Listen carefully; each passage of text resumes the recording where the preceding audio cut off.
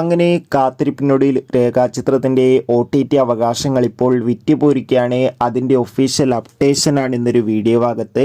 വീഡിയോയിൽ മുൻപ് video like ചെയ്യുക, ചാനൽ സബ്സ്ക്രൈബ് ചെയ്യാൻ വേണ്ടി ശ്രമിക്കുക.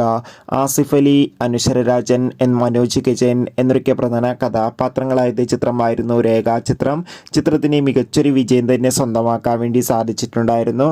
അതുകൊണ്ട് തന്നെ എല്ലാ സിനിമാ പ്രേമികളും ഒരേപോലെ രേഖാചിത്രത്തിൻ്റെ OTT റിലീസിനായി ഏറെ ആകാംക്ഷയോടെയാണ് കാത്തിരിക്കുന്നത്. ഫൈനലി രേഖാചിത്രത്തിൻ്റെ OTT അവകാശങ്ങളൊക്കെ സോണി ലീവ് എന്ന OTT പ്ലാറ്റ്ഫോം സ്വന്തമാക്കിയെന്ന് ഒഫീഷ്യലായി കൺഫേം ആക്കിയിട്ടുണ്ട്. അങ്ങനെ കാത്തിരിപ്പിനോടിൽ ചിത്രം മാർച്ച് മാസം തന്നെ OTT റിലീസ് ചെയ്യും. കാരണം മറ്റൊന്നുമല്ല, ഈ വരുന്ന ഫെബ്രുവരി 14-ാം തീയതി ഉണ്ണി മുകുന്ദൻ നായകനായി എത്തുന്ന മാർക്കോ എന്ന ചിത്രം OTT റിലീസ് ചെയ്യാൻ പോവുകയാണ്. മാർക്കോ എന്ന ചിത്രത്തിൻ്റെ OTT റിലീസിന് ശേഷമായിരിക്കും രേഖാചിത്രം സോണി ലീവ് എന്ന OTT പ്ലാറ്റ്ഫോമിലൂടെ OTT റിലീസ് ചെയ്യുക. കാത്തിരിക്കാം കൂടുതൽ അപ്ഡേഷൻ അറിയാൻ വേണ്ടി. ചിത്രം കണ്ടവരുടെ അഭിപ്രായം രേഖപ്പെടുത്തുക. Bye bye.